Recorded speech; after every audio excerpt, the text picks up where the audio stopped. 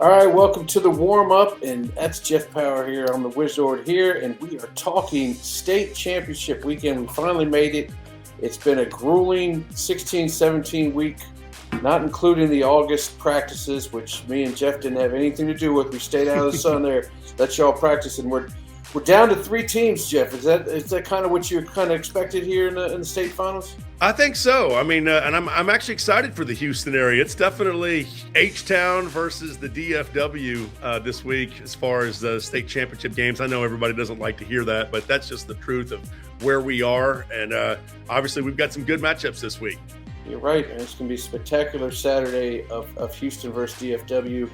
We're hoping Houston pulls off at least 2, if not all 3 of them. And that's what we're going to preview here in the lineup.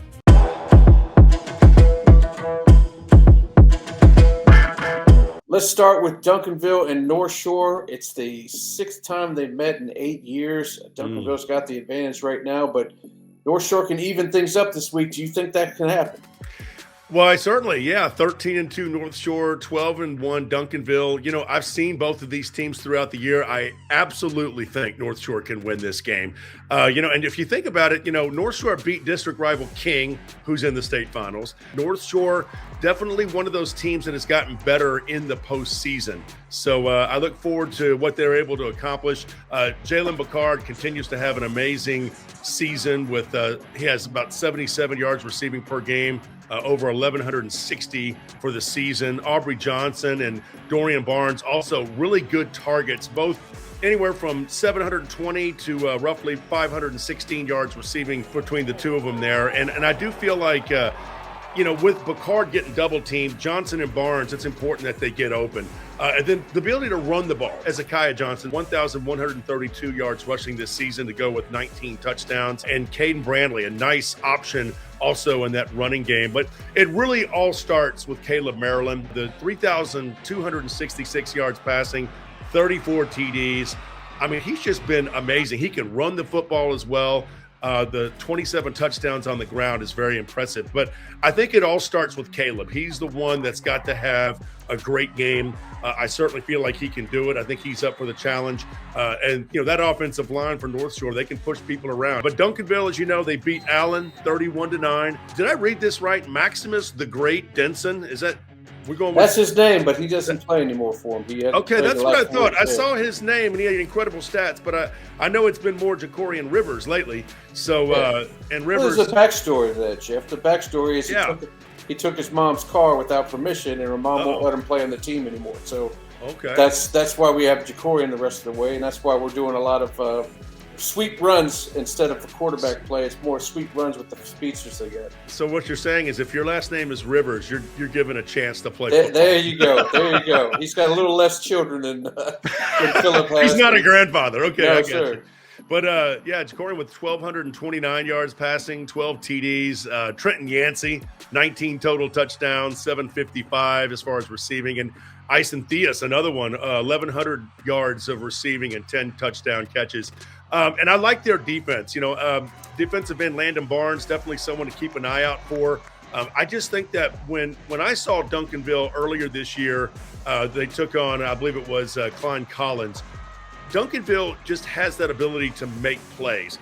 They didn't really wow me that much as far as just the overall moving the football down the field. It's the way that they score on such big plays, and very similar to North Shore. I think both of these teams are all about the big plays, and it all starts with their line of scrimmage, of course, big guys up front, and they kind of dictate what's going to happen. It's speed and power, like you mentioned. It is. We'll talk a little bit more about that when you talk about C.E. King, but the speed on Duncanville is a lot of track speed. And as far as North Shore goes, we give out games to freelancers left and right, and I got the chance to see their first game against South Oak Cliff, and I'll be able to shoot their last game against Duncanville. So I'm going to get to see the progression of Caleb Maryland from a bird's eye view, see how he's progressed from that first game when they lost to Sock. But I feel like he learned things. I've said this a million times. I think that loss to Sock is actually very helpful to North Shore, to the fact that we're off our high horse. We know we got to work for this, and maybe besides the fact of the other 5 games, there's no real big names in there. There's no above all names in this game. There's just good speed, power, Sure. and good football players. Yeah, and there's no doubt. I mean, think about that schedule that North Shore. I mean, just their own district alone is so tough. I mentioned the fact that King is obviously in the state finals, but the fact that Sauk is also in the state championship game this week. I mean, that's a tough schedule to have to put together. So, and I think North Shore's better because of it. It's interesting that you brought up districts because that's the up in Dallas. They talk about 11-6A is the district of doom. Yeah. In Houston, we say 23-6A is. Well, we're going to figure it out because it's 11-6A versus 23-6A in the 6A state titles. That goes into our second game with DeSoto taking on CE King, making it for their first time ever. I know you got to see them last week. What do you think about this game with DeSoto? More skilled players, a lot of speed, no doubt about it for both of them. 13-2, CE King. 12-3, DeSoto. And, the Panthers coming off that 58-41 win over defending state champion Vandergrift. Very impressive. They can make some plays, all over the field, as we talked about. It all starts with Timothy Potts. His 71-yard TD pass play, by the way, to Dylan Mitchell was just spot on. I love the spiral he gets on that ball. I mean, he can zip it. Potts, he also had a really nice run. That 56-yard touchdown run was nice. He's a lot like North Shore's Caleb Maryland, the way he plays. I think I see a lot of similarity in Potts. Potts maybe not quite as big, but he can certainly distribute the ball. And, of course, when you got a guy like Deion Sims in the background behind you, you can just hand it off to him. And, Sims has a way of making plays. I think King's defense will have to step up. Royce McIntosh Houston had a big pass play. He intercepted the ball from Miles Teodecki and took it in for a touchdown. I was saying in the highlights that the Rolls Royce was running, and he's got some speed for a big man, by the way. And Potts, back on the offensive side with some of those receivers. I mean, of course, it all starts with Dylan Mitchell. Yeah, the 820 yards receiving, 16 touchdown catches. And you got LeGarrette Clark, 56 yards receiving, 841 for the year. And then if I didn't already mention this, Timothy Potts' numbers are just ridiculous. 2,594 yards passing, 792 yards rushing. He's got 34 TDs through the air and 11 on the ground. So he can do a lot of, and they run the Wildcat formation a lot. I mean, Sims will be back there in that Wildcat formation, taking a lot of balls, a lot of snaps, and from there he can even throw it as well. He's got some touchdown passes. As for DeSoto, they trailed 27-14 against South Lake Carroll, who led 37-21 pretty late in the third. But the Eagles outscored the Dragons 28-7 in the fourth quarter. Amazing come-from-behind victory. Their defense made a great goal line stand that some say was controversial. I don't know. I'd like to get your thoughts on that. Did you see that play? What were your thoughts? Yeah. No, he was stopped. It wasn't too controversial. Okay. The funny thing is when you watch that play is when they called it a touchdown, South Lake Carroll coach Riley Dodds runs out with the 2 up there because he wanted nothing to do with overtime. The thing with DeSoto is when they get momentum, it's hard to stop that thing. So he wanted to end that game right there, but he was definitely stopped short. Right, and so obviously the Dragons thinking they had a touchdown, they end up giving up the 99-yard run to Sherrod Baker. I mean, that's how you end the game, huh, Jerry? I tell you what, man, 57-44 made a close game. Actually looked like there was some distance, but we all know it went down to the wire. And of course, DeSoto's head coach, Claude Mathis, I know him from his days in Austin. He played for back when it was Southwest Texas State. And, of course, he played at Bartlett High School. I did a story on him when he was at Bartlett. That's how old I am. But Mathis is to say he's energetic, I mean, what do you think? I can't live like that. We got to find out what meds he's taking for the heart because I don't know how that thing hadn't exploded yet. I love it. It's funny, man. You mentioned DeSoto. Let me throw some stats at you. 1,500 yards and 19 touchdowns.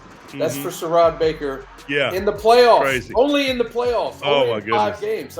I know you're not a mathematician, Jeff, so I'll break it down for you. That's 300 yards a game in the 5 playoff games, and that's just on the ground. They're throwing to him, too.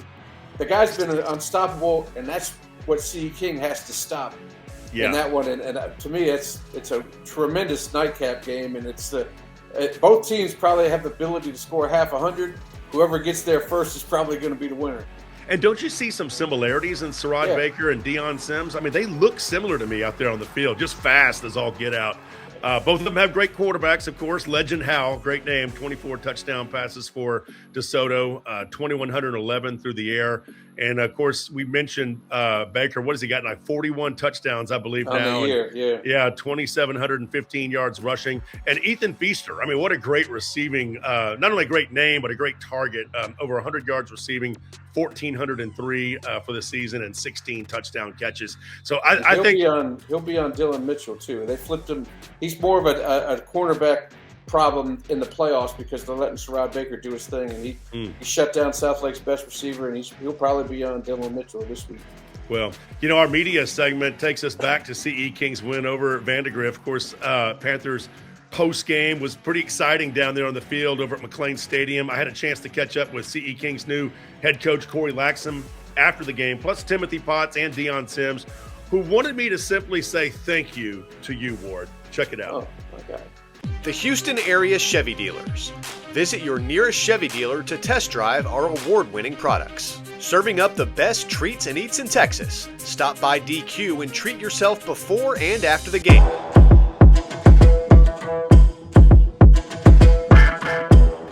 It's just like any other game.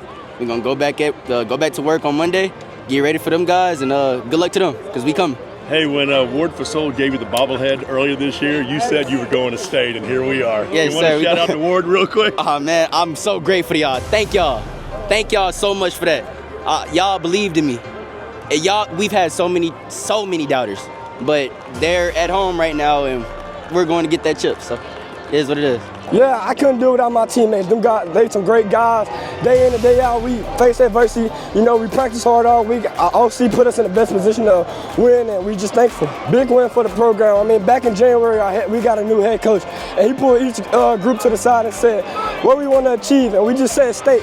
But he told us we just have to go one game at a time and not look at an opponent too big and look at an opponent too small. All week he's talking about facing adversity, and this wasn't a field trip, this was a business trip.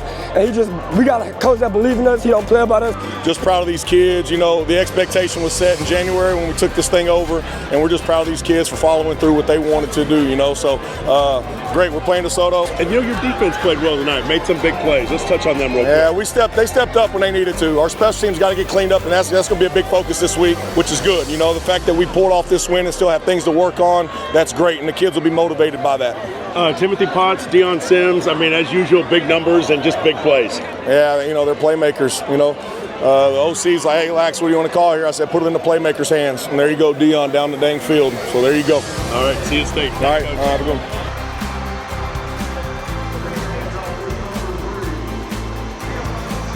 The Houston area Chevy dealers. Visit your nearest Chevy dealer to test drive our award-winning products. Parker University. Check out our bachelor's degree in strength and human performance today. The warm-up is brought to you by Kinder's Texas Bowl. The Big 12 and SEC face off at NRG Stadium on December 27th. Join the waitlist for tickets at kinderstexasbowl.com. There you go. There's their thoughts.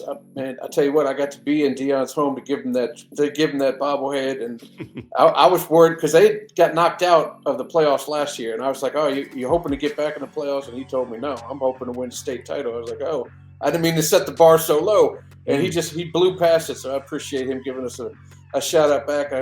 I'm glad he likes the thing, and it's still nice up on the shelf there, just like my guys back here. Oh, yeah, those bobbleheads that's what we're all about, man, helping these kids out. They always love them. Yeah, they do. Hey, we got one more game to talk about, and it's another sweet rematch, and we'll talk about that in the agenda. It's South Oak Cliff. It's Richmond Randle. Last year it happened. Richmond Randle won the game. They got some sweet special teams plays that got them the victory. On the other side, Sakazan has been on a mission to find a way to get back to this team and get their lick back. What do you think is going to happen in this one, Jeff? Well, first of all, the fact that Richmond Randle's 15-0, I think that speaks volumes because they really haven't had a close game all year. Iowa Colony is probably the one team that gives them the most fits. 14-1 South Oak Cliff. Already discussed the fact that they beat North Shore to start the season. Lost to Duncanville, another team that's at state. So there's Sock playing a tough schedule too, just like we had mentioned earlier about North Shore. And I do feel like, even the win over Longview, that's a traditional East Texas powerhouse. That's just a tough non-district schedule. And then they kind of turn it up a notch when they get into the postseason. Of course, Richmond Randle, they've been dominant in Class 5A, D2, highlighting player performances like Landon Williams-Callis, I think he had Gatorade Player of the Year in Texas. Oh, yeah, That's my man. guy. Over 200 yards rushing and 5 touchdowns against Bernie alone. One of those was just an amazing touchdown run. We'll take a look at that. But LWC, 58 touchdowns on the season to go with 3,370 yards rushing. And his quarterback, Tyler Skrabanek, 358 yards passing against Bernie. He's got 3,263 for the season. He's a great fit for this offense. He's kind of more of a pocket passer, but he will run it occasionally, so you got to keep an eye out for that. Defensively, Randle continues to make big plays, led by linebacker Noriel Dominguez, who also he'll sometimes play on that line as well. He's got 102 tackles, including 34 solo, 5 sacks, plus Jalen Burton has 11 sacks. Cameron Hippolyte, by the way, 7 sacks for the Lions. All good, and despite the fact that Randle has beaten Iowa Colony, as I mentioned, 4 times in the last 2 years, the only loss, by the way, the Pioneers have had, the only team they've lost to. Randle, again, just undefeated, always finds a way to get it going. As for South Oak Cliff, coming off a big 35-17 win over Melissa at the Cotton Bowl in Dallas, the Bears scored 28 points in the second quarter alone, and they were held scoreless, by the way, in the second half. That kind of bothers me for Sock. Now, South Oak Cliff did allow a pair of TD runs to Melissa senior quarterback Brett Holloway, who had 179 yards passing, 129 on the ground in that game, 2 touchdowns. I think he's got 20 for the year. So I tell you what, I mean, if a quarterback like that can run on a team like Sock, who knows, man? Skrabanek might want to think about taking off and running every now and then. We'll see. But he probably just could rather hand it off to LWC behind him, I'm thinking. But I think when it comes right down to it, South Oak Cliff, they've got the ability with Jaden Williams at QB with 25 touchdown passes, 2,513 yards passing. And then he's got a couple of running backs back there. Levon Martin, 15 touchdown runs, 1,225 yards rushing, 15 TDs. Of course, the 1,278 yards rushing this season has just been amazing. But Mikhail Trotter, probably the big stud for them, 91 yards rushing per game, 24 TDs. He looks like Landon Williams-Callis out there, just a big, strong dude. It seems to me, Ward, that we're getting back into having a lot of stocky running backs. You know what I mean? Yeah. These guys that kind of hide behind the offensive line. Exactly right. Yeah, man, we're back into that little hole, and then they're out of here. They're going for a journey. But I'll tell you what, Jason Todd over there at Sock, is going to fall into the Bill Belichick mind of thinking, and he'll say, let everybody else on this team beat us, but it ain't going to be LWC. And he kind of did it last time they played him, but he broke off some good punt returns. They're going to get the special teams set straight up, and then they're just going to hone in on the Gatorade Player of the Year, which it's going to mean Tyler Skrabanek's going to have to find a way to complete some long balls here. He's going to have to do something. Yeah, and they've got some studs, man. Jaron Hampton had a nice pick 6 for Sock in that game. Marcel Gibson, he's going to Clemson, I believe. Yeah. Another big stud. Marion Phillips is going to Baylor. And on the other side, Pac-Man's going to TC. So we got a lot of Big Ten guys out here. We do, a lot of big names all the way around. And I do think that when it comes right down to it, Landon Williams-Callis is going to be the key. Whether or not he can pick up that kind of, yardage he's been getting all playoff season, we'll see. But, I do feel like Trotter, he could be a difference maker too. And like I said, I kind of see like a little mirror image. Court Fields, he's another one. He's a nice option for them. 7 touchdown runs for Sock. And Torrin Teague, watch out for him, the receiver, 55 yards and 823 for the season with 7 That's touchdowns. Your wild card right there. Yeah, that could be, man. And if you think about it, when you do double team players, you need those wild cards to step up. And this is definitely, these 3 games are really amazing. They're good matchups all the way around. Make sure you check out Inside High School Sports for all the highlights. Or drive up here. I know it's a pain sometimes for Houston area residents to come up here and, okay, my team plays on Thursday and then I have nothing else to do. But you got 3 of them back to back to back. I think it's something like $15, $20 you can pay, and you're in there for all 3 games. So, man, I would do it if I were you, because these are going to be 3 terrific games. The nightcap one is just going to be a show. Be ready to stay there till maybe even 11 o'clock. They're going to put points on the board there. So I'm looking forward to it. Come out and check out, all the games out there. The Friday matchups are also really good, and obviously as this airs, Thursday's games are fantastic as well. Absolutely. All right, we're going to leave you this time with our rankings again. We'll highlight the ones that are still in it. You know who the two teams are that are still in it, but we'll see where they fell in the coaches' poll at the end of the season. Obviously, they weren't 1 and 2, but that's probably where they should be after their playoff run here. But that's what we leave you with. Jeff, I'll see you next weekend. That's it for the warm-up.